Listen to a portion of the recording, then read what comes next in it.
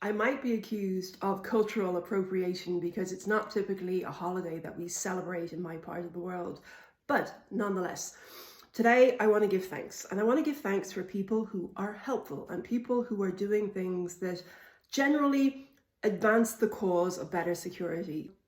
I'd like to point you to a publication that came out from CISA and the FBI in October this year, and it talks about avoiding bad practices in product security. Now, I really like this because it's concise, to the point, very specific, and it's one of those things that provides a bit of an on-ramp, right? Security can feel a bit overwhelming, and there is a bit of stigma and shame attached to people being maybe below average and ranked in a gap assessment as being not as mature as they should be.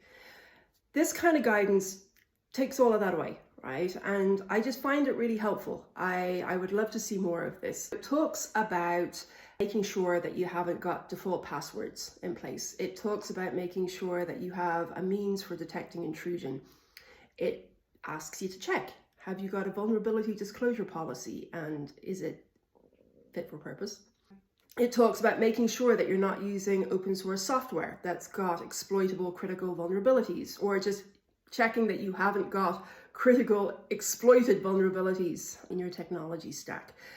And I'd love to see more of this kind of mindset, which is, yes, by all means, if you're already super mature and you've got amazing capabilities, keep on aiming high, right?